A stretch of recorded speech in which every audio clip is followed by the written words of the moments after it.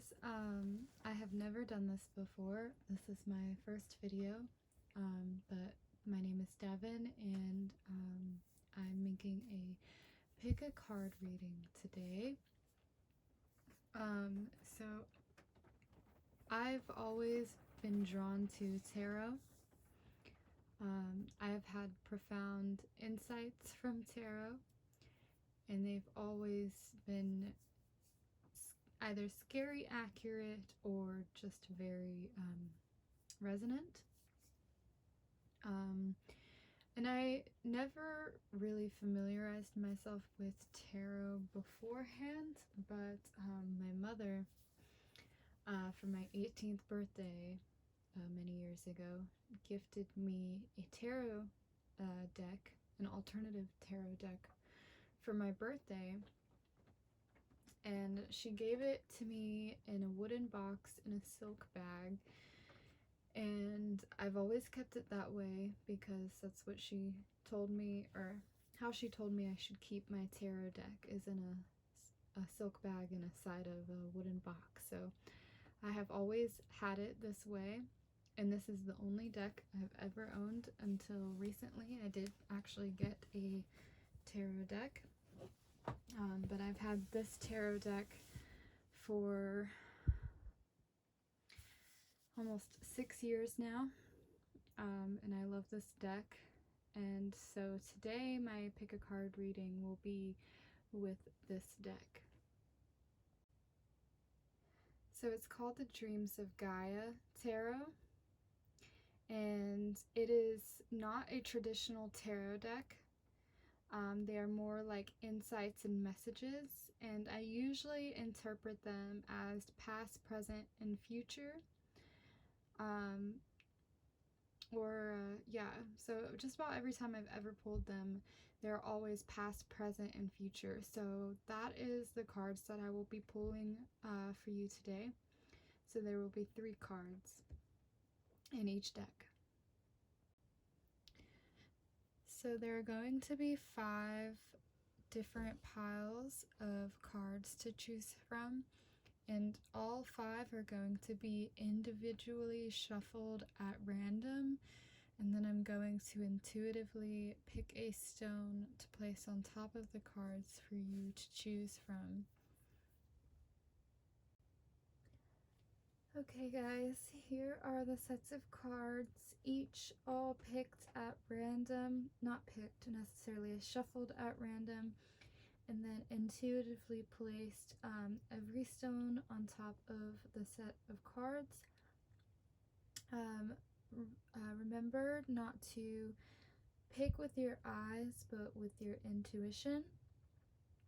And something that really helps me with that is I usually pick the first card that I'm drawn to, like the first one that I see as soon as it comes up. I kind of scan over the other ones, but then I also kind of try to like blur my vision a little bit, and it always seems as though that the first card that I was drawn to stands out a little more. So that's just the way I pick them, but don't like try to decide, sit there too long and try to decide which one you want to pick, because usually your intuition is telling you that it's the first one that you were drawn to. It is possible if you were to be drawn to more than one, but I would just try to pick one of the 2 or 3 that you were first drawn to, if that makes any sense. Anyways, you can pause the video so that you can take time to pick a card if you would like.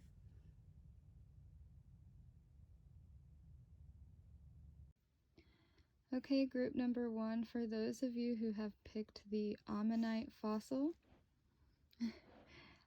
this is your selection. I had unfortunately never really even recorded the first video, so I am makeshifting on my bed right now, so I'm sorry about that. It's my first video, so bear with me.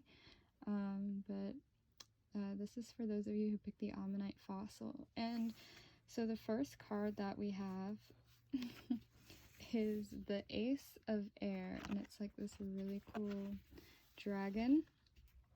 And the Ace of Air basically represents new ideas, personal truths, paradigms, individualization, motivation, belief systems, and choices. So he's really cool. And so it really symbolizes a new way of thinking, and it suggests that it's now a time to let go of old and outdated beliefs and ideas that no longer serve, so that you can make way for new and independently formed personal ideology.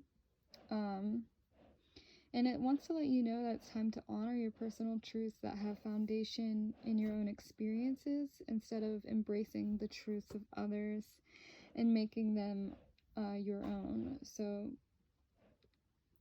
it's the same with personal ideology. Your life experiences will offer lessons that impart both practical knowledge and wisdom, and but an objective analysis can provide insight and understanding that reveals how your life experiences, thoughts, and emotions influence all of your choices and the outcomes born of those choices. So your physical reality is first conceived with the mind.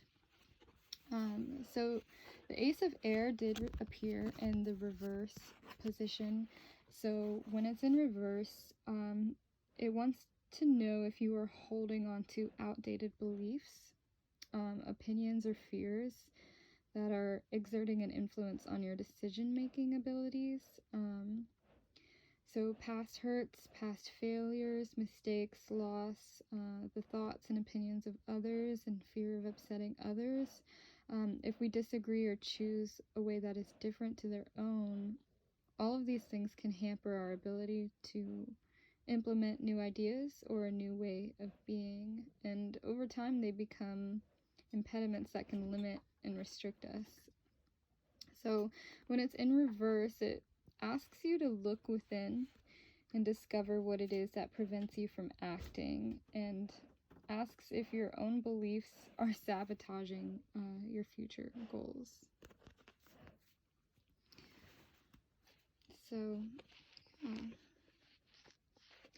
So the next card that we have is the Queen of Fire. She's really cool. She's got a little kitty cat underneath her with some butterflies. Really cool. So the Queen of Fire, she represents vibrancy, expansiveness. She's warm, energetic, independent, and she's also very sensual in nature. So you could represent her as like a strong and powerful person, and she's not afraid to go after what she wants. She's determined, very optimistic, and those around her find her very charismatic, and she draws a lot of people in. She's like a natural leader, not a follower. And she likes being the center of attention, but also gives her attention in equal measure.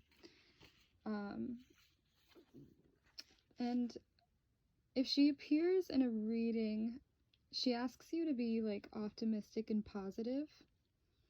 And now's the time to focus on the pleasures of life and to enjoy what you do, to be bold, to be daring and fearless, and not to second guess yourself or allow doubts to prevent you from acting upon an idea or plan that you know will bring a positive change and growth to your life.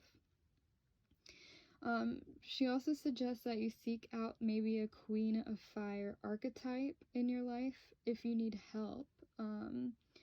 So don't be afraid to ask for her guidance. She's the kind of person who takes just as much delight in others' success as she does her own. So maybe there's someone in your life that you can look to for guidance. She did appear in the reverse position, so when she's in the reverse position, she wants to ask you if you've experienced disappointment and blows from your life. Like, has your confidence been shaking and now you're wanting to hide away and maybe wallow in self-pity and sadness? She symbolizes a need to meet life head on. So don't hide, pick yourself up and put your game face on and keep going. Put your head back, and laugh in the face of conflict and challenge, really. Make a proactive choice not to be miserable, even if it means faking it for a while. Your choice not to focus on a situation or issue that cannot be changed will serve you well. And it's your choice to bring good things into your life. And when she's in reverse, she also cautions you against giving in to catty behavior. So don't allow hurt, disappointment, jealousy, or petty rivalry to inspire you to behave in a manner that is beneath you, because you are a queen or king, and you can act with grace and dignity, because your time and energy are better invested elsewhere.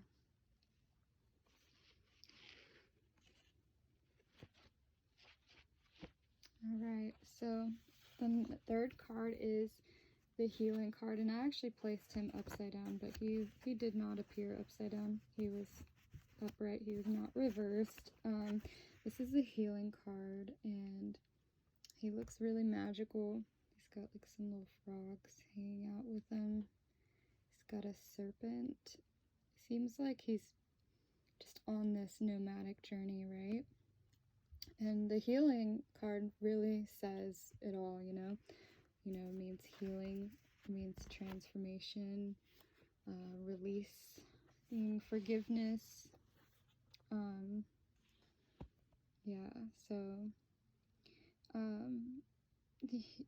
It does not necessarily suggest or imply that you are wounded or in need of healing, at least not on a conscious level, but a happy, safe, and peaceful life does not always accord us with perfect health and well-being, and every person is vulnerable to disease, whether it manifests physical, mental, or emotional stress, or as a feeling of emptiness and longing that is born of spiritual wounds.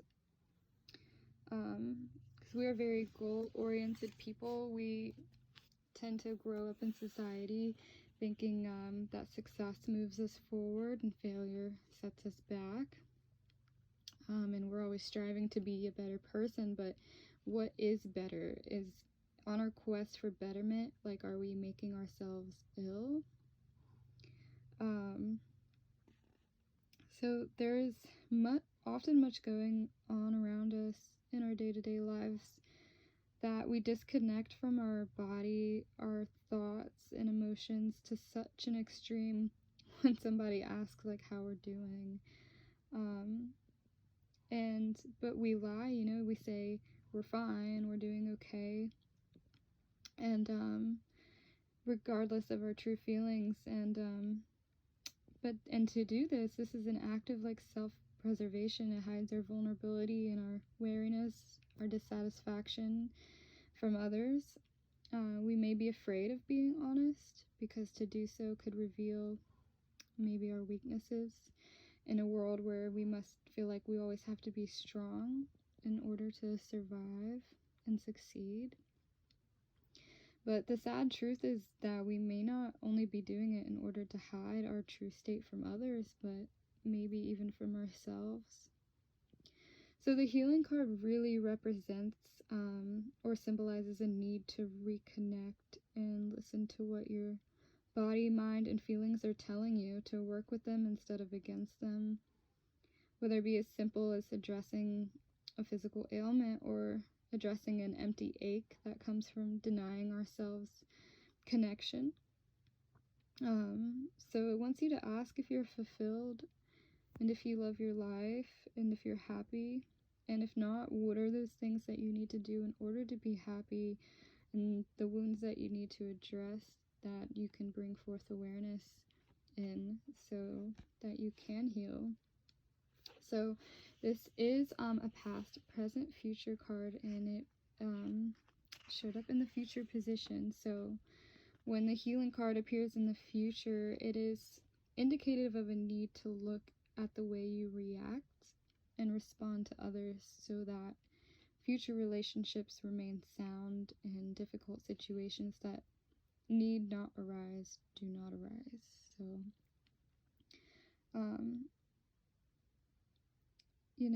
so there are times when illness, physical impairment, emotional anguish, loss cause us a lot of pain, and we can't make it go away. And it is pain that can only be endured and, if possible, repressed and ignored. And this is the kind of pain that is always present and impacts us on all aspects of our lives. Like, it is pain that erodes our ability to be patient and kind, and it makes us hard and unyielding. And this pain causes us distress, but can also cause us to inflict pain on the ones we love, even unintentionally. So if you find yourself in a position where another's words inspire an angry reaction that is disproportionate of the situation, ask yourself why. Like, why are you angry? Why does the situation create emotions so intense that you want to scream? And is your reaction natural, a justified response to the situation, or are you overreacting because you're in pain? Situations that are left unaddressed and untreated can fester up just like a physical wound, and in turn impact upon your relationships by making us more reactive and hypersensitive. Whatever pain we're in, we need to do well to be mindful of how destructive it can be to ourselves, and that we're responsible for how we choose to react. Sometimes healing is better accomplished when we make a conscious and loving choice to not surround ourselves with people or situations that, make us feel that pain. So if you know another person's behavior or particular environment will irritate you in your present vulnerable state, then it might serve you best to avoid them if you can, for the sake of your own well-being. And so it doesn't necessarily mean that you're in need of healing, but maybe to be able to heal in the future, you have to address certain things in your life that are no longer serving you and push on. So that's all I have for you, group number 1. Thank you so much, and see you later. Bye. Okay, guys. For those of you who have picked the apophyllite stone, I'm trying to get it to, there we go. This isn't a quartz. This is a little tiny apophyllite.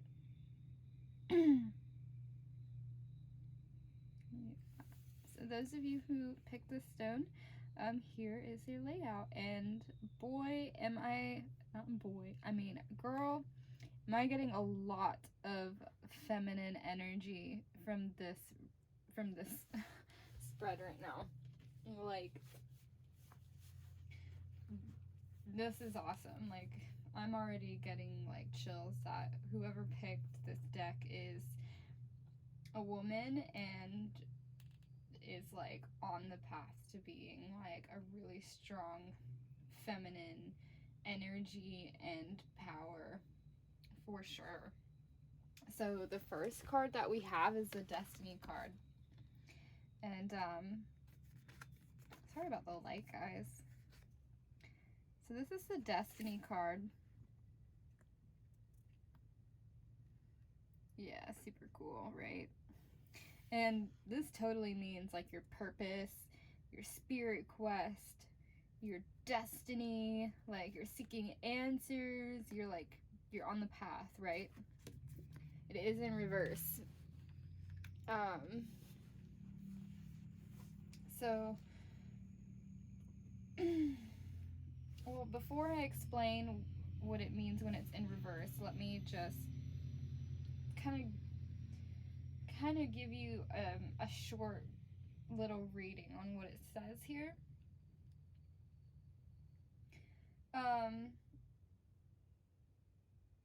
So it represents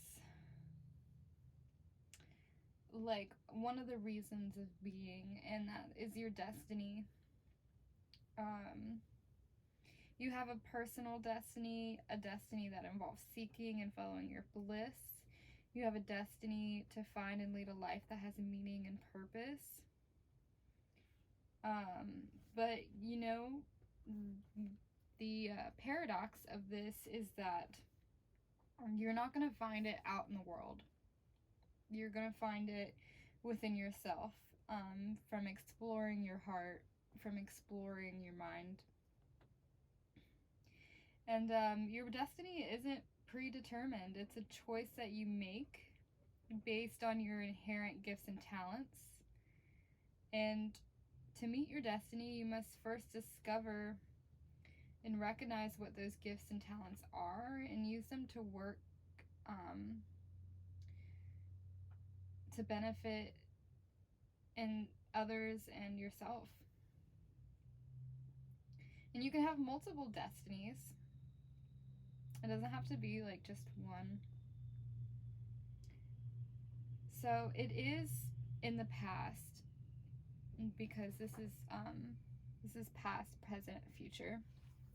So it is in the past, and that could basically mean that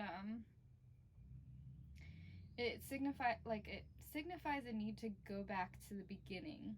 Like, you need to delve into your past, maybe into your childhood, and figure out what were we doing as a child that we kind of fancy now, but wouldn't think that it was something that we were doing. We could do as adults, you know.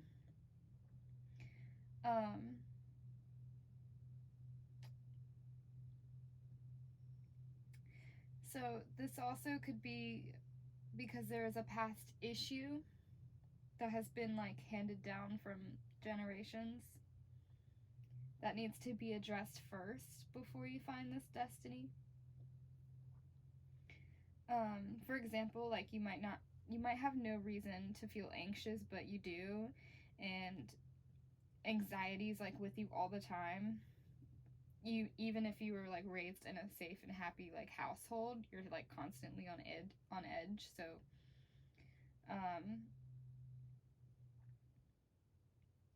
you know, one of your parents could also feel that same level of anxiety. And if it's something that's discussed, a little investigation might reveal, you know, a history of anxiety that doesn't really have a foundation. It could be a fear memory that has been passed down from generations, or buried in the unconscious minds, like where it influences your conscious mind and body. You know, there could be history of physical abuse, neglect, addiction, or restriction that has been passed down from generation, even if you didn't like personally experience yourself. Maybe you have.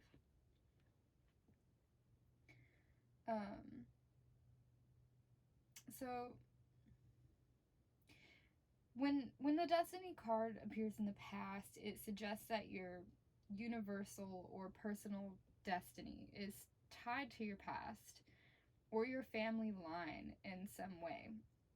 There may be an ancestral or generational restriction or pattern that needs to be broken, and it may be your destiny to break it so that it ends with you, and so you stop that cycle, you know.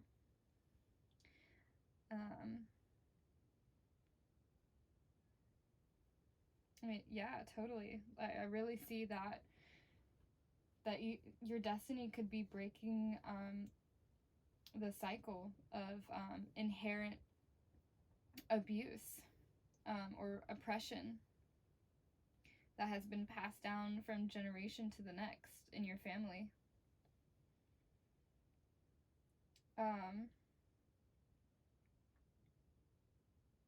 So what I said earlier about like discovering your talents and your gifts from your childhood memories, like when you were a kid, what did you want to be when you grew up, and what did you want to do with your life? We often like think of our childhood dreams as unrealistic or unattainable, but we are only ones preventing those dreams from manifesting. You dreamed of being Superman, so you tell yourself that your dream was silly and impossible, that you have no superpowers and can't fly, but he protects people, he fights evil. In simple terms, like, you can do the same. You can protect and serve. And in attaining your destiny, you can fly too, right?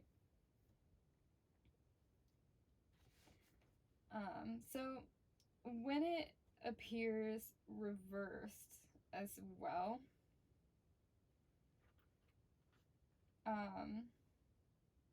it cautions you against following a path of instant gratification and ease. Do not be fooled into believing that once you have determined your destiny, making it manifest will be free of difficulties or problems. Because when is any quest easy? When does the hero or heroine of any story move from where they are to where they want to be without any effort or sacrifice, right? Some of the obstacles you will face will be self-made and born of your insecurities and doubts, while others will be placed in your path by those who might not understand or believe in your destiny. Sometimes the people who try to steer you away from your search are the people who love you, people who do not want to hurt, people you do not want to hurt or disappoint. And it takes great love and conviction to say no to those who might have other plans for your future. But to have your destiny manifest, you may just find yourself in a position where it's necessary to do it. And if you don't, you may find yourself being just disappointed over and over again. And it's helpful to remember that meeting your destiny does not necessarily simply happen, nor is it likely to happen overnight.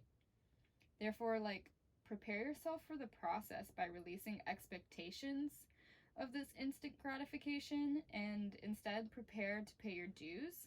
Prepare to fight your demons, dude. And overcome obstacles that just feel impossible. You have to let go of fear. You have to let go of doubt that might have you procrastinating and wanting to turn back or turn away. And make your destiny manifest, dude. You might also need to learn more at this time. You have gifts and you have talents, but to turn them into something practical and tangible, it'll literally, it'll just take time, and it'll take devotion and dedication. But you got this, for sure. Wow. What a message. So the second card that we have is the crone. A wise woman. Looks like a witch. Wonder what she's doing down there, right?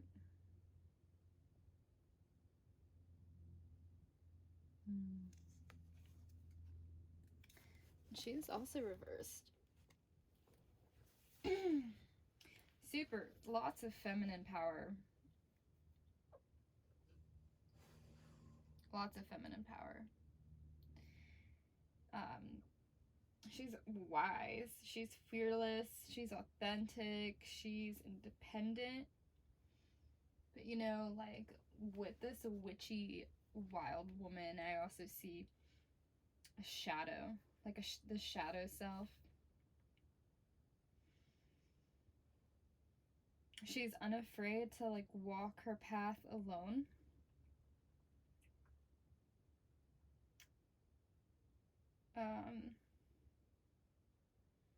She's unapologetic.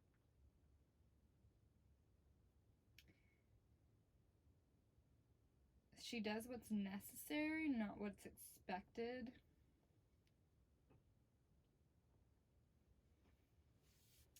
Yeah, so I'll read you this little excerpt from the book. A crone symbolizes a proud and mature woman, an aging woman who's no longer influenced by a need to reproduce or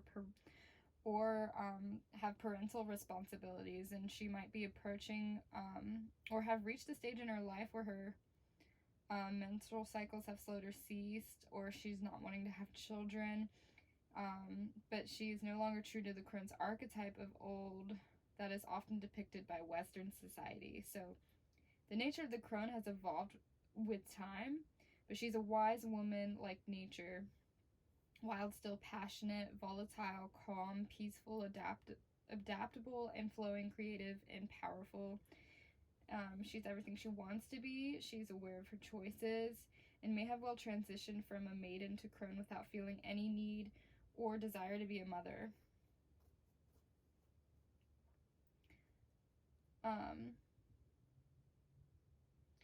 The crone is often an outcast. Because, back in the day, the crone was like an outcast because she didn't really have a functional role in society because she didn't have children, didn't want to have children, or her having children days are like over. But she's comfortable with that. Like she's okay with that.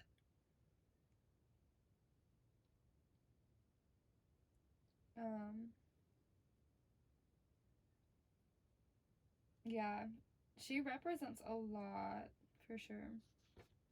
And she kind of represents the present. She's in the middle, so she represents the present. And when the crone is in the present, it represents a woman or man of any age whose focus has shifted beyond the role of parenthood, pretty much. The crone might be a woman who's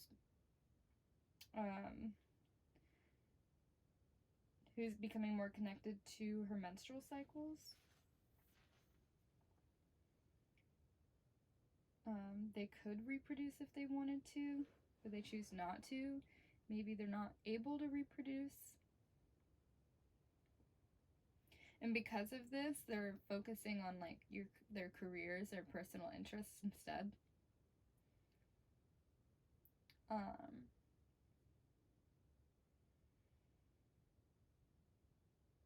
Yeah, so she just represents the freedom of choice. You only have one life to live right now, so just live it, right? Like, put your priorities first, and you don't feel bad about it.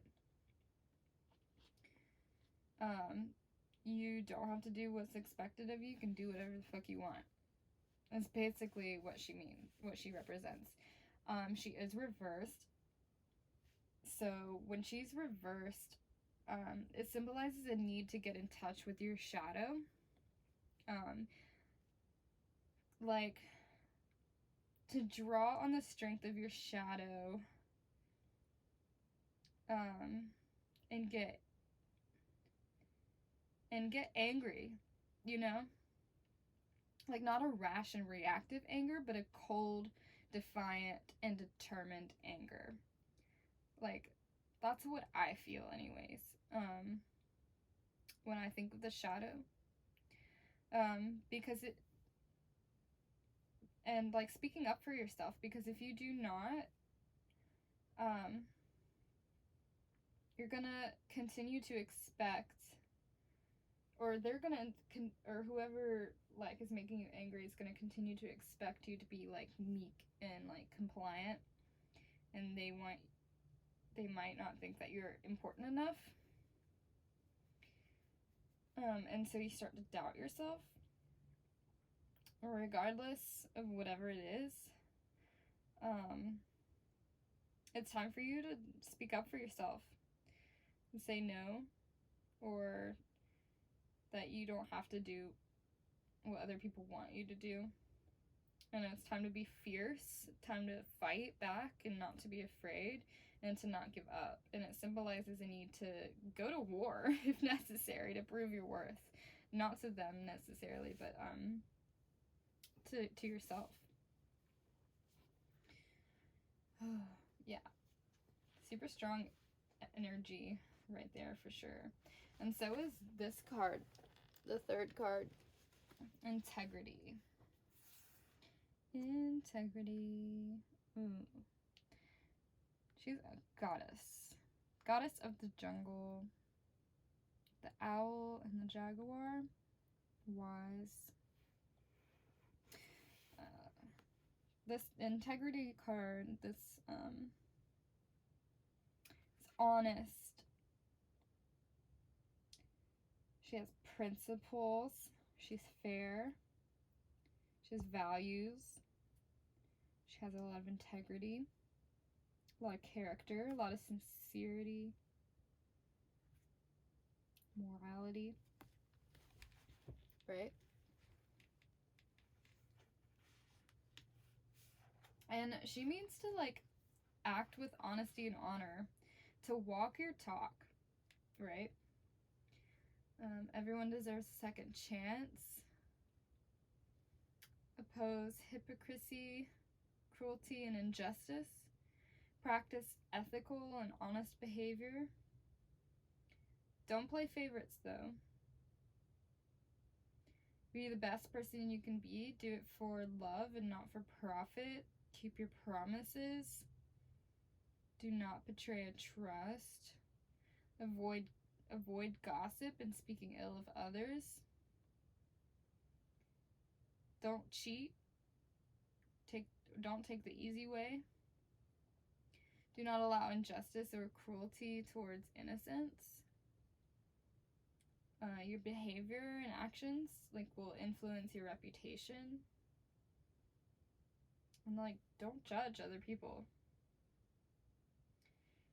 So this card represents making choices and acting on those choices with honesty and honor and genuineness. So there's personal integrity, there's professional integrity, there's creative integrity, and there's intellectual integrity. To have a personal integrity is to have high morals, standards, ethics, that you hold true to your core values regarding of the circumstances.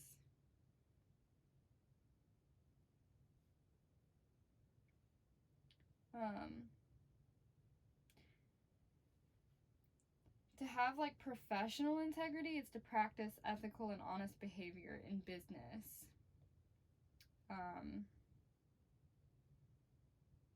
To be responsible, to always doing your best. To have intellectual integrity is to live by the same standards that you expect others to live by. So it's to be consistent and treat all with equality, and to be fair, and to hold true to your core values in a manner that is consistent and expected, and to give those around you the same treatment and not play favorites. There should be no arbitrary exceptions, including yourself.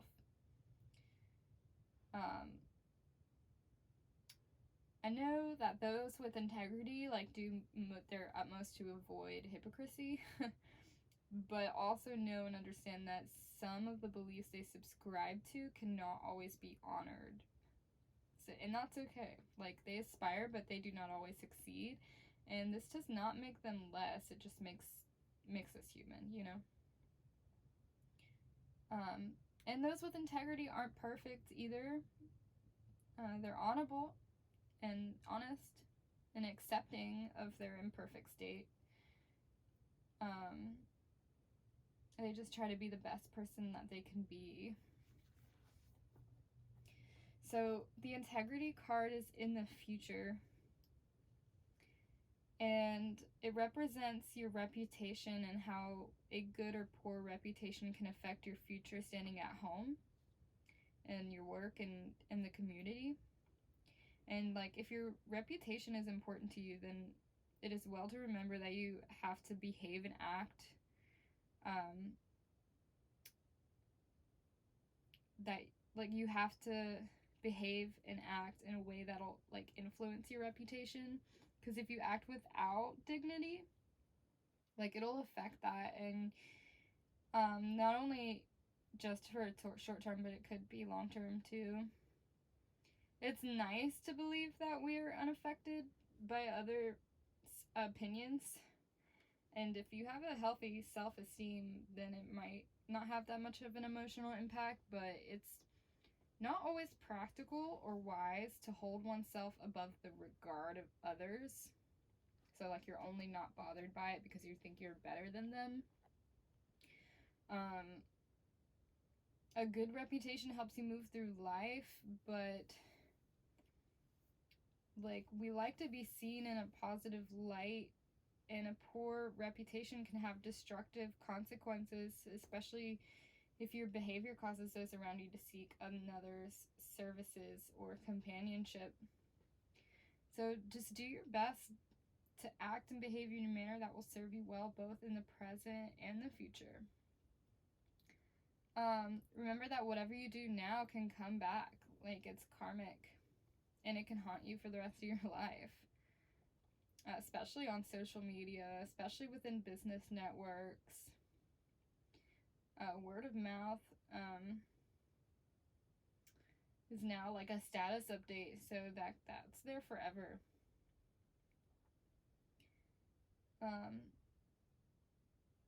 Yeah, if you don't want a lot of skeletons in your closet, even virtual ones. So, because if you're dependent on a good reputation, then act with integrity at all times, and be cautious of yourself, be aware of yourself, and be careful about just posting your whatever's on your mind all the time, like, or saying your opinion of things. Like, it's better to just be quiet sometimes, unless there's a way to to bring it up in a light that is soft and not harsh. All right, that's all I have for you, group number 2. Thanks. All right, group number 3. These are those of you who picked the black cubed shungite. Yeah, this is shungite. It's pretty cool. And I'm sensing a lot of earth energy here. Like a lot.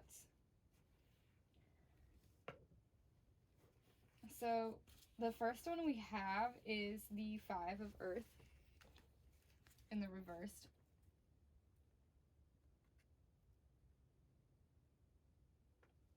And he basically represents easy money, easy options, unnecessary risks, addictions. Yeah. Sorry, guys. And it basically means like awareness is like the key of key importance. Like, something isn't right, and someone is not as they seem. Someone lies and deceives, and that someone could be you. Like, it could be that you are lying to yourself. It might not be like a deliberate deception, but it's one nonetheless. And like the 5 of earth also symbolizes like the devil inside of you, like your demons. Encourages you to take the easy way out and look for options that lead to instant gratification instead of putting in the hard work that yields enduring success. And in his voice in your head and heart, inspiring you to risk everything for the chance of a quick buck or a momentary thrill. Basically, if you choose to gamble, you could risk it all. So he's a trickster. And he's a beautiful trickster. He's like a con artist. He has sweet words. He encourages you to believe your own lies and deceptions. He caters to your weaknesses and addictions, dealing out easy lies instead of hard truths. Not saying that this is how you are. This is just like what he represents. He tells you to like blame others for all that is wrong instead of taking responsibility. So he's in the reversed position. So this means that like there is a there's a little devil within all of us who whispers that we are acting for the greater good or not at fault where others are concerned. But like, does this little voice encourage us to laugh aside the fears and concerns of loved ones, or to respond with defensive anger? Like, it is time to let your conscience guide you instead of your selfish desires, is what that means. And when he's in the reversed, like, he also means that your actions and your choices like affect other people, dude. Are you choosing to be blind or to turn your back on those who love you in order to cater to your own self-interests, bad habits, or addictions? Like, it's easy to say that those who hurt you are responsible for what they choose to feel, or it is easy to say that those you hurt are responsible for what they choose to feel and how they react. And I see people do that, like, but embracing this belief, even if it's true, still shows a marked of like just lack of empathy, like lack of understanding. Your words and deeds have influences and they have consequences, and do not deceive yourself into believing that you are above approach or accountability. Okay? Sorry. So like when it appears reversed, it's basically saying, dude, like that it is cautioning you against arrogance and pride. And understanding and consideration for others is needed at this time. That's what it says. And I'm sorry that that's like not a good message, but that's all I have for that card. Going on to the next card, which is the 12 of Earth.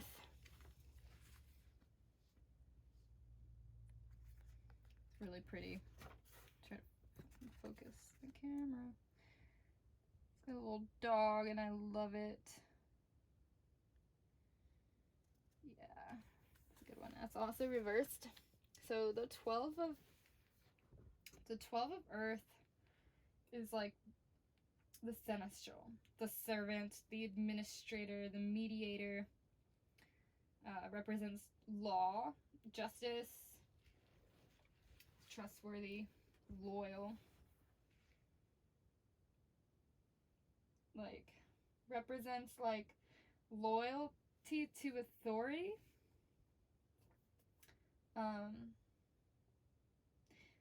Says like, is your power real or is it borrowed? Blind loyalty makes one blind. Using your personal power wisely. Like, you should follow rules and directions that are given. And that you might speak too much for others. So, this guy is a trusted servant. And he has access to and control over all within his lord's domain, right? It's like in service to the king. But while being of noble blood himself in his service he's in service to and speaks for, the one above him. He's respected by some and feared by others, for he he holds the keys to both the treasure and the dungeon. He upholds the law and metes out justice in the name of his lord or lady. He controls the master's wealth, giving payment to those who are owed and collecting taxes like from those who owe. Like, this is just like what he represents like in this time. He's powerful, but the power is borrowed, like, and is dependent upon his willingness to follow the orders of those above him without question. And if his loyalty falters or falls under suspicion, he could lose everything. So he represents a person in service, not to the many, but to one. His role is multifaceted, and every task is performed with care. He's like a master organizer and possesses both intelligence and a quick mind. And he's a person who sets aside leadership aspirations in order to be the trusted representative of the one who leads. His position places great responsibility on his shoulders, but he is committed and dedicated. God, this is crazy. He symbolizes a willingness or necessity to obey the rules or direction of those in charge and to put aside personal beliefs and opinions. And this card pretty much is asking you to use your personal power wisely. Like, if you have the ear and favor of those who are in a position of power, like, you in turn have the power to bring happiness or harm. And when it appears reversed,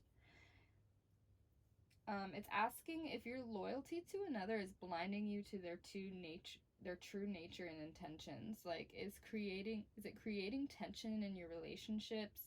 Is it creating tension with other people? Are you blindly following like another's lead and embracing what could be seen as a pack mentality? Ask yourself, like, if you could do harm to another because the one you serve asks you to. Are you willing to sacrifice your own integrity and reputation in order to serve or follow a person that may not have your best interests at heart? The reversed of the 12 of Earth just asks that you do not follow blindly and to question everything. Look to the reasons and motives behind your chosen leader's actions and ask yourself if you're serving them for the greater good or for their own good. So that's all I got for that one. Sorry, this is a heavy reading, guys. I'm sorry. But our next card is the Mother. And so, you know, that can give us some hope, right? Because the Mother card is a beautiful card. It really is.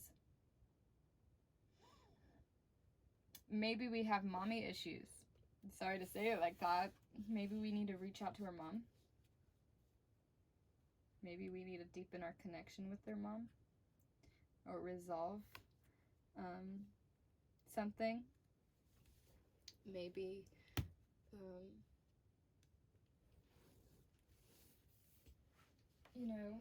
maybe we're just looking, maybe you're looking for the love of a mother, maybe you never had it. She represents like unconditional love, you know. It's a mom card. Nurturing, loving, fruitful, accepting. She loves without conditions. She encourages like all your gifts and your talents. She's like emotionally supportive and can embrace abundance and let go of expectations, knowing we're all different. She like will nurture your ideas and your goals, but she'll also voice thoughts and feelings. Forgive your past failures. But she can also have emotional manipulation.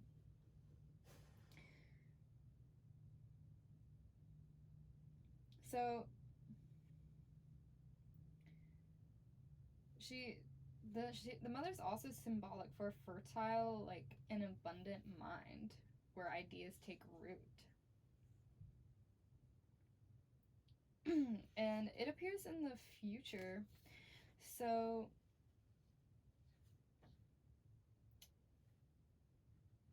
let me just read this. The mother sits in waiting, and within her womb, new life grows. She's full of love, excitement, and anticipation. The mother, like the majority of mothers, does not care about the color of a child's hair or eyes, whether she will be a boy or a girl. Whether she will bear a boy or a girl. The only thing of true importance is that her child is healthy. However, despite all of the care taken, all of the love felt and shown, and despite all of her best efforts, the mother remains unsure of the outcome. It is an unvoiced and often unacknowledged fear that will not be banished until her baby is born. In the same way, you may invest love and care in a concept or idea, but you will not know the outcome, whether you are going to succeed or fail, until it comes out. It is natural for there to be an element of fear when you invest your heart and soul into something, like into achieving your goal or completing a project. But don't allow that fear to overshadow everything else, because fear is a weed that grows unchecked in so many fucking gardens.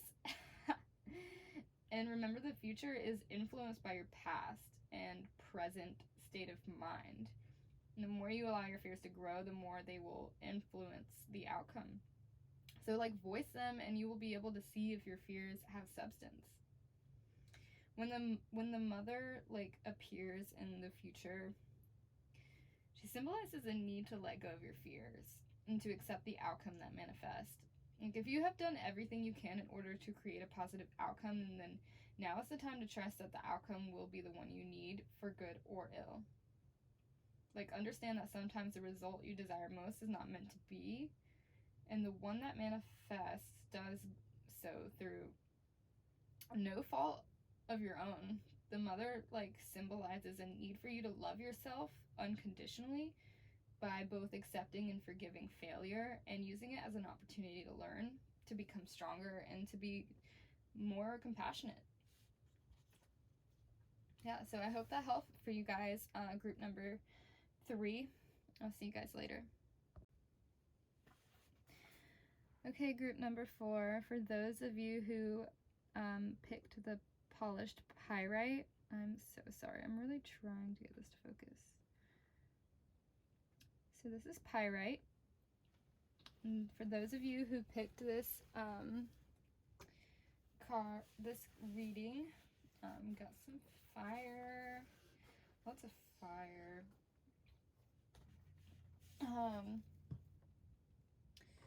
So the first card we have is the abundance card. It appears reversed, but this is the abundance card. Look how badass it is. And, like, she's with the dragon. She's got a lot of fruit. There's a little bunny rabbit, like, sitting right next to her, like, eating some fruit. So cute.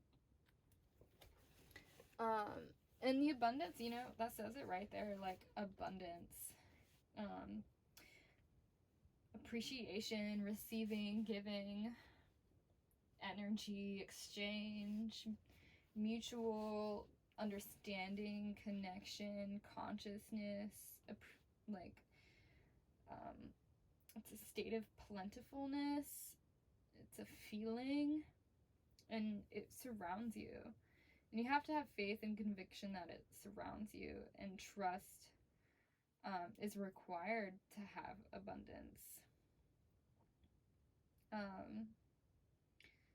It's, like, intentional. It's a state of contentment. It's not influenced by external factors. Generosity, like, ripples outwards. Like, the more you give, the more you receive. And it's, like, a reminder to be, like, appreciative and to be grateful. So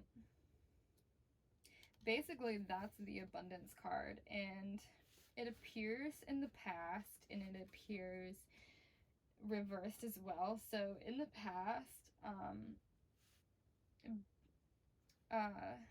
It signifies a need to address past issues that may prevent you from embracing an abundance mindset.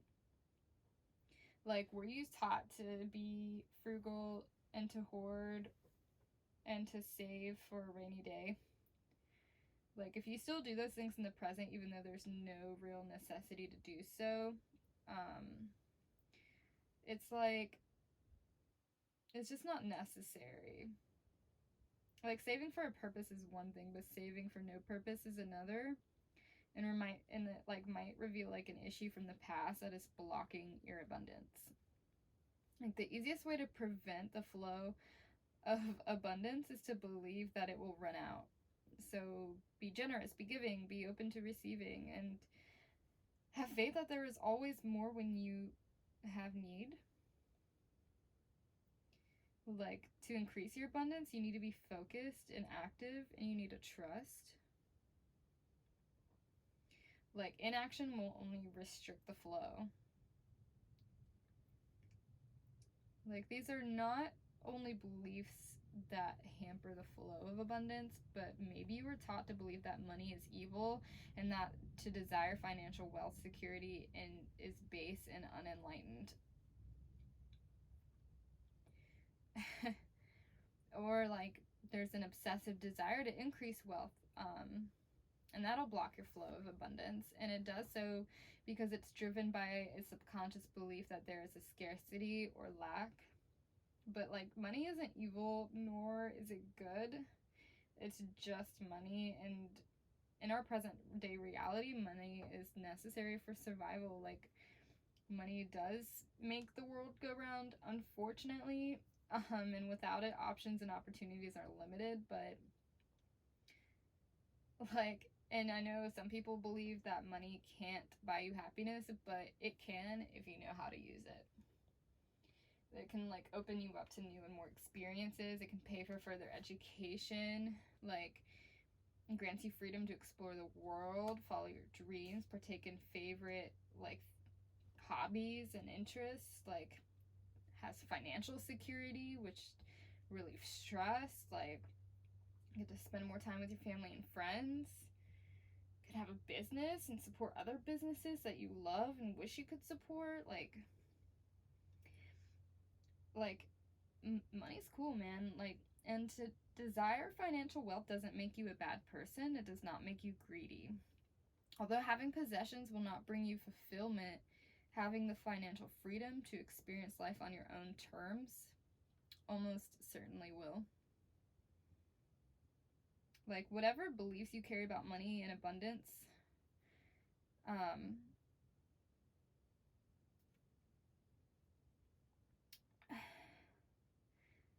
like, it's time to do an abundance health check. Give up like your limiting self-talk and beliefs that you can't or you shouldn't, because there's a need to let go of controlling fear-based dialogue that says you must. Like, let go of beliefs that will result in sabotage and lack. Like, give yourself permission to be abundant, you know. So it's also reversed, and when it's reversed, it signifies a lack of gratitude and appreciation for what you already have in your life or for what others do for you. And to turn this around, practice being grateful. Like, gratitude is one of the keystones of abundance. So look around at your life and see and appreciate what you already have and be fucking grateful for it. Like, if you're unable to do this, then how will having more make a difference to your life? Like, if you can only see what you do not have now, like, that is just an emptiness that nothing fulfills. Like, and it will just keep manifesting again in the future. Like, keep in mind that you cannot change a lack of mindset by buying more possessions. Material possessions will not give you the lasting happiness that comes from within. Like, your happiness that you feel is impermanent, and can fade. And like, if someone offers you a gift, like, do not measure their care for you by the money spent on the gift, like, or what they got you. do not complain, like when like if you have a business and someone was only able to spend a little bit like at your business. Like, be grateful. Like, if you have food, if you have clothes, if you have a roof over your head and money to pay your bills, then you are rich beyond the wildest dreams and hopes of many other people in the fucking world who don't have those things. And in fact, you already have more than literally billions of others. Like, it's time to appreciate all that comes to you, even if it's not as much as you hope for. Like, appreciate and be grateful. Like, even if something a little extra is more than you had and so much more than many others have, like, give thanks for the bounty in your life, like, every day. And that's what that card means. That's a real ass card, I'll tell you what. So the next card that we have is the Seven of Water. Water goddess. And Seven of Water represents, like, trust, faith, surrender, peace, passive, flowing, letting things flow. Like, to surrender to the flow of life. Like, because, like, having control is an illusion. Like, release control. Like, just be flexible. You can have a passive but gentle approach. Like, the future won't bring what you need. Or it will bring what you need, but not what you want. And all that happens is meant to. So, she represents letting go and surrendering to the flow of life, and doing so with complete trust and faith. Like, relinquishing control over all relationships, all outcomes. Believing that whatever unfolds in the future is meant to be. Like, she wants to release the desire to control others or a situation that's born of fear. Whether that fear is about losing someone or something that we love, or being alone, or that is simply a fear of failure or missing out. But control is an illusion, and even if we'd like to believe it otherwise,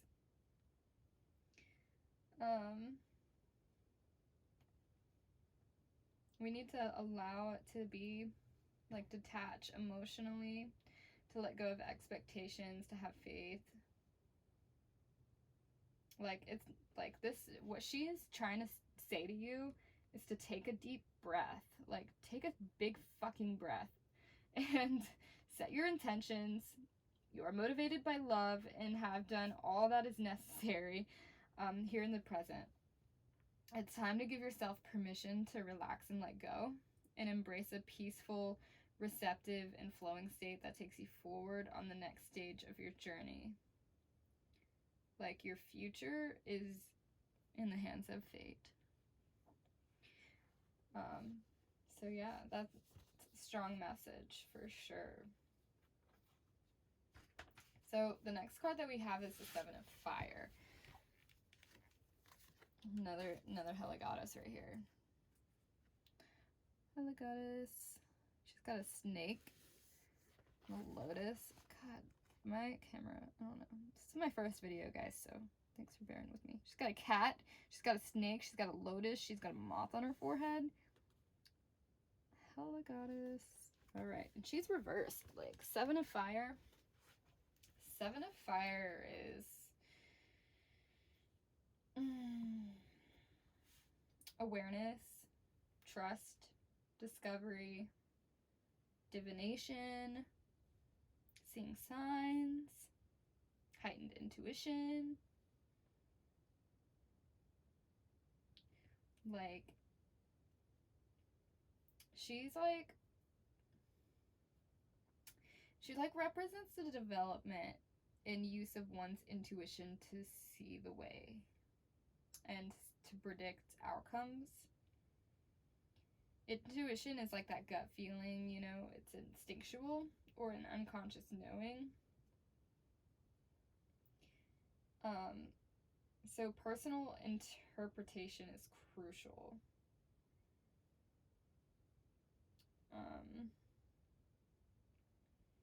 Like, if you're actively trusting your intuition on a regular basis, you may find you observe more, and in turn, like learning more. You notice like all the little signs and messages. Like nothing's a coincidence to you. But to trust in your intuition requires you to look within and determine like what the message means to you personally.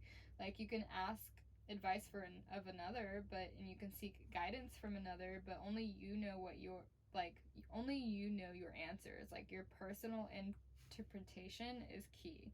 Like trusting in the knowledge that is stored within your unconscious mind is key. Like third parties can offer insight, but they see and understand life through the eyes that have been shaped and influenced by their own experiences. So like only you know what something means for you specifically. Only you know what's right for you. And like the 7 of fire like represents like a need to actively develop or trust your intuition and instincts like at this time. Like look around you, observe, speak, like honor your truths. And it's reversed. So like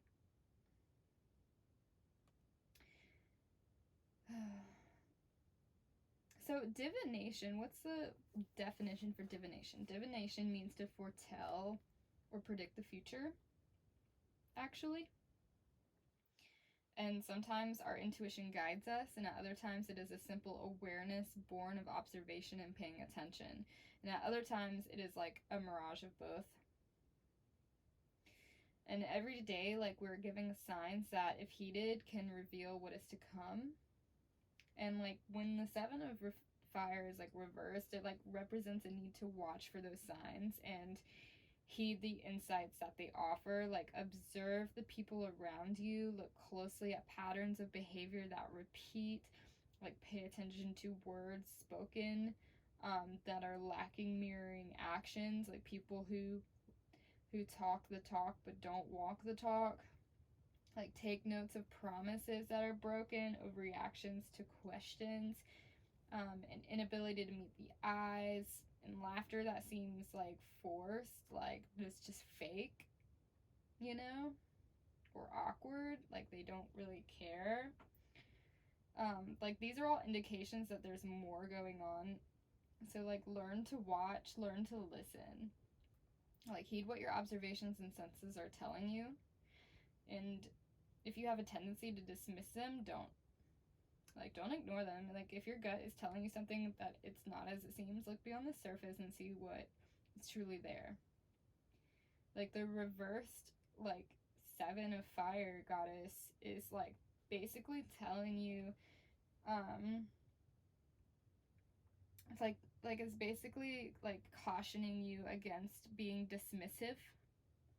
Like it wants you to pay attention, to look, to observe, and to discern the truth. Like address the contradictions and like inconsistencies. Like see the signs, even the ones that might seem a little obscure and insignificant, because they might foretell a future that is not in accordance with your goals. This card does not have a future like meaning, but because it's in the future, that's basically what it's saying, like with all of that. So like what you can do at this time. All right, so that's all I have for you, group number 4. Thanks, bye. Hey, group number 5. So those of you who have picked the Sparkly Chalcedony, this deck is for you. So the first card that we have is the 4 of Water. And This is like a merman, like looking at himself in the mirror. Yeah. And the Four of Water represents confidence, self-awareness, acceptance, forgiveness, believing in yourself, accepting the consequences of your actions. Like, you're aware of your weaknesses, but you need to put more focus on your strengths. Like, you need to let go of the ideal of perfection and love yourself for who you are. So,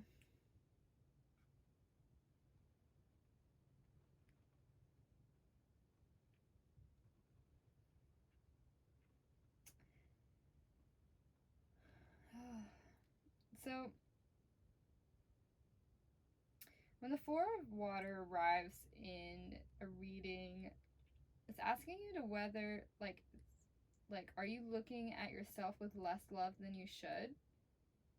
Like, do you see only your flaws and your imperfections and feel as if you should apologize for having them instead of seeing them as something that gives you depth and character? Like, those flaws and scars and imperfections are aspects, like, of your nature that make you truly beautiful.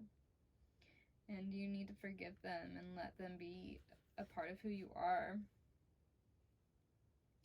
But it's reversed. So, like, when it's reversed, it's telling you that you're worthy, and then it's telling you that you're deserving of all that you dream of, but remember, so is everyone else. Like, what if your joy comes at the expense of another person? Can you stand tall and proud and have respect for yourself if your happiness carries the price of another person's heartbreak or failure? Can you take genuine delight in your circumstances?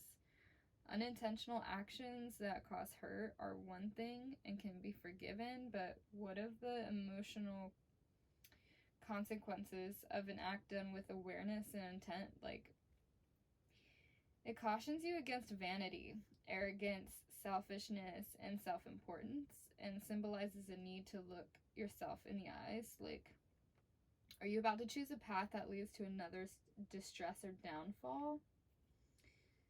Remember, like, the universal law of cause and effect. Like, as always, there will be reward and consequences. And if your choice is to continue forward knowing that you may bring emotional anguish to another, be sure that the reward is far greater than the price you end up having to pay. Because if you're at a crossroads, don't do it. You have the opportunity to say no and have your actions reflect that choice. So Four of Water is like, when I see this guy, he like stands before you with quiet confidence and awareness. Despite his scarred appearance, he only sees beauty when he looks at his reflection. He has many weaknesses, and he's made many mistakes, yet he chooses to see the lessons he's learned and forgive himself instead of holding on to feelings of shame and regret and guilt.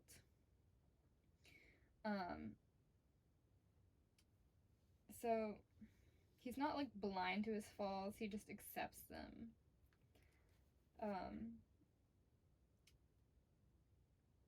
So yeah, just it cautions you against vanity.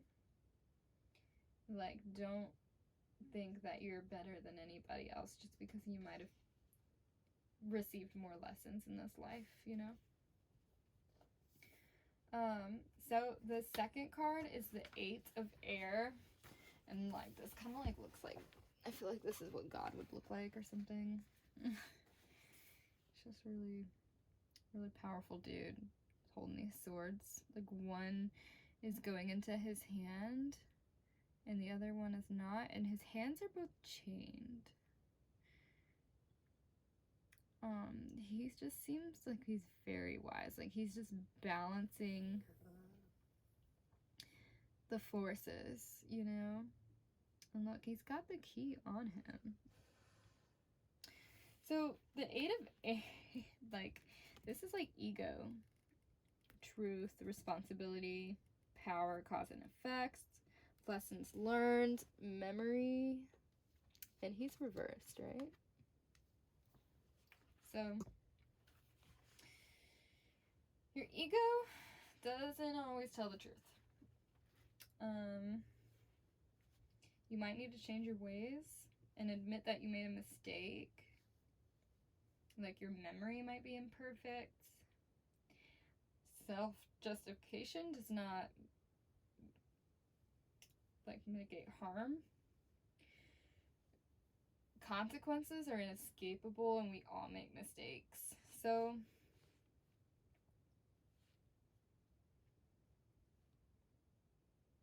I'm going to read this excerpt real quick. We are creatures driven by our egos. Our ego is in part our identity, the center of our consciousness. It is driven by our instincts and base desires and constrained by culture and society. And it can have us feeling confident and certain, and it can have us feeling uncertain and afraid. It can also employ that one of the several defense mechanisms to shield us from uncomfortable truths or a reality that we're not willing or ready to accept. So many of us are afraid of the truth. And we can be so afraid of the truth that our ego will work hand in hand with our primal instincts and do what it can to protect us. If our ego is wounded, then we have to be taught to fear. The defense mechanisms employed may also be detrimental to good health, well-being, and our relationships. Our need to feel safe, to feel good, to be right, to be better, to be needed, to be loved, can result in the evidence at hand reality being distorted and shaped to fit our perception of events so that what we want to believe is in conflict with fact. So cognition is the process of acquiring knowledge and understanding through thought, experience, and the senses, but cognitive dissonance is a conflict that arises when the individual attempts to hold on to two conflicting beliefs or thought processes at the same time. And that conflict can rise to mental, emotional, and physical discomfort, especially when our actions and our reason for behaving in a particular manner war with our natural sense of right and wrong and the moral code we're taught by those around us.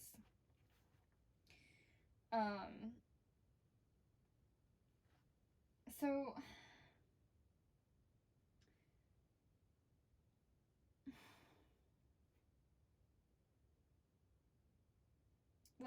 the conflict that arises can be dispelled by doing one of several things: accepting reality and making the changes in one's life in accordance with that truth, or by the continued use of self-justification and other defense mechanisms in order to make ourselves feel better. To continue to do something, believe something that is doing us or others harm.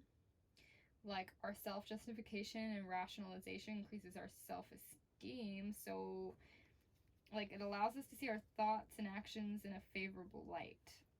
Nobody likes to think poorly of themselves, so our ego acts to protect us by creating reasons and excuses to justify our actions. And it's natural, this is normal behavior, we all do it all the time, but while we can embrace a natural and normal state of denial, we are unlikely to escape the consequences of our actions. We can deny and suppress, we can rationalize and justify, but every action gives to a consequence, and those consequences can be both favorable or not. If you do something that you consciously or unconsciously know to have a potentially harmful consequence and you choose to ignore it or believe that it won't manifest, Ada fucking Air is come to caution you to think that again. There is a price to be paid for all that you do, no matter your reason or intentions, and you alone are responsible for the consequences born of your actions, in everything you do. It's cause and effect, it is karma, it is a law, and it is inevitable and unavoidable. This is a really challenging card because it symbolizes the need to look at your beliefs and your behavior and question them. It's asking you to take responsibility for hiding from an uncomfortable reality, possibly. It's asking you to like be humble and accept that you might have projected your feelings about yourself onto another, or you've made a mistake or chosen a path or beliefs that have not served you.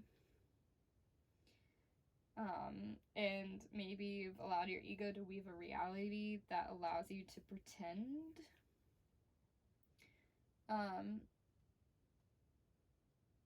Like, don't worry about losing face by admitting to your humanity. Like, contrary to the belief that others will think less of you, in most situations, a simple apology and admitting that you made a mistake or have been protecting yourself from a harsh truth will earn people's respect. So, accept that maybe you don't know as much as you think you do, and that you might be hiding behind a false reality created by your ego that serves only to make you feel good.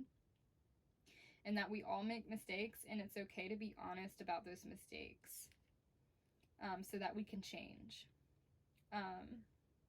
Like, yeah, like take this opportunity to take charge of your life.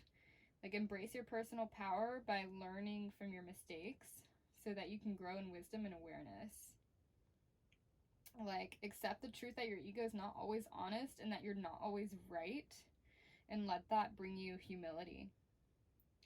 Your ego might have your best intentions at heart, but it will always offer self-justification in order to make you feel good about your behavior and in order to protect you from the harsher like reality of things. Like, wisdom wisdom is earned, not bestowed.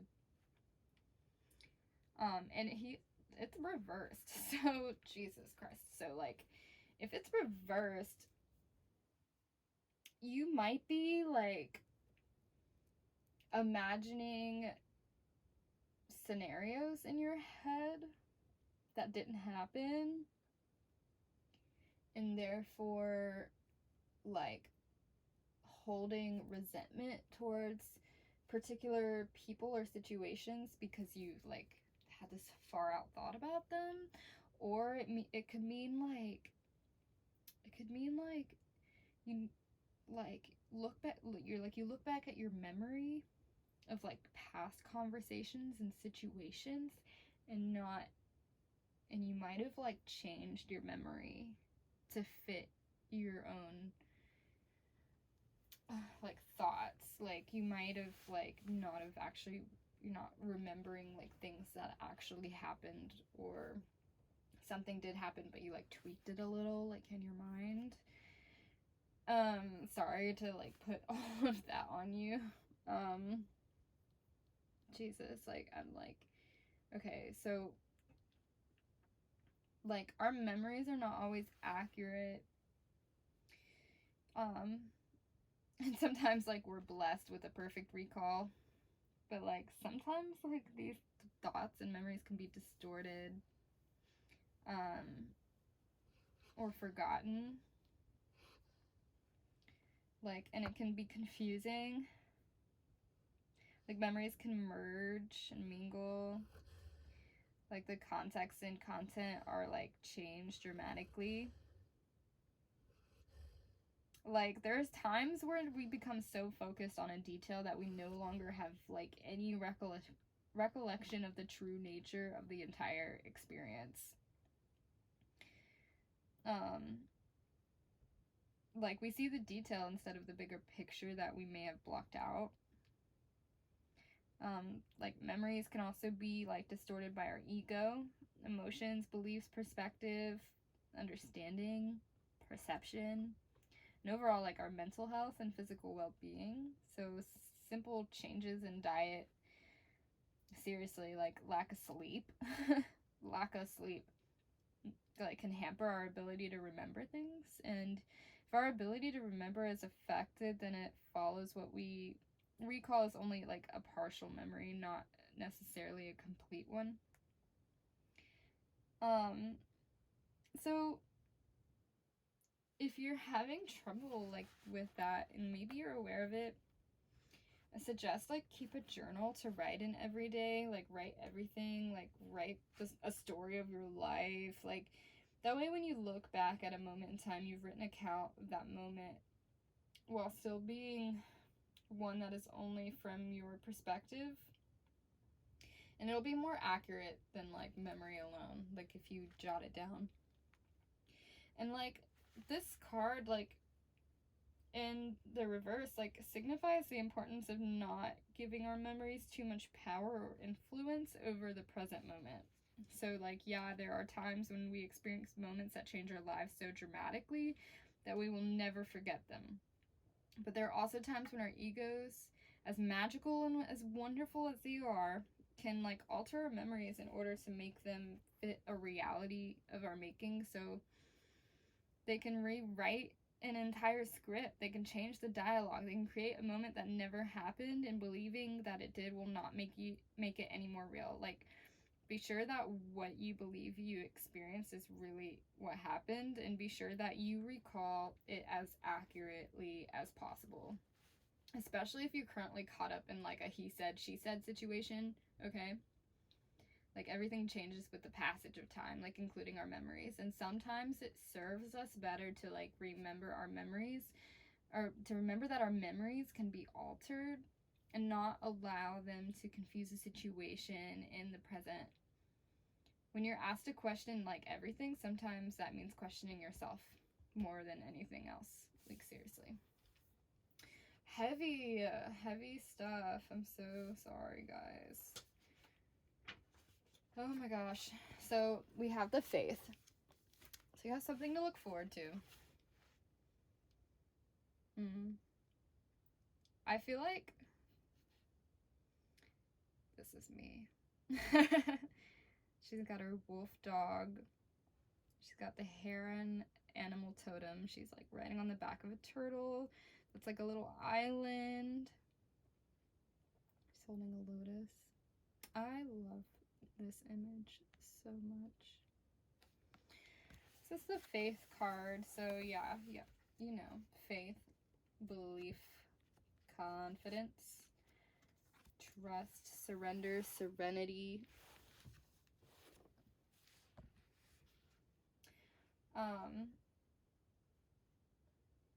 So like to have faith is a beautiful thing. Like having faith is like bringing meaning and purpose to your life, right?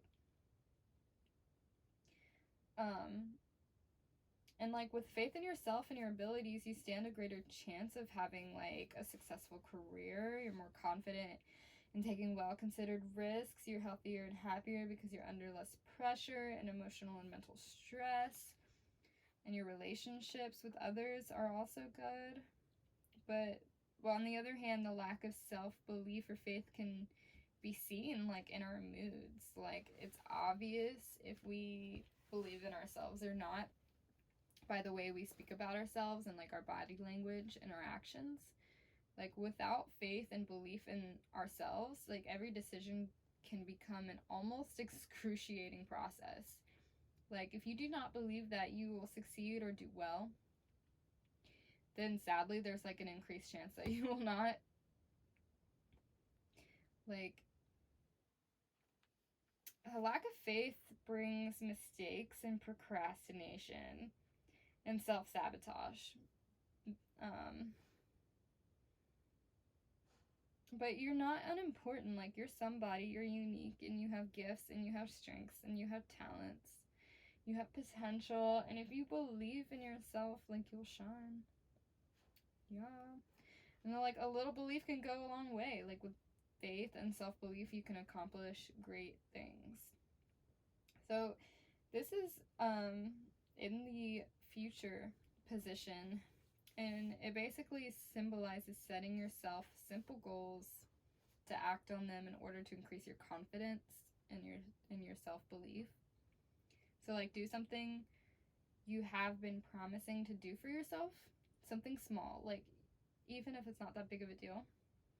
Like, and when it's done, smile and be proud of yourself and be like, congratulate yourself for like doing it and acknowledge yourself for getting it done.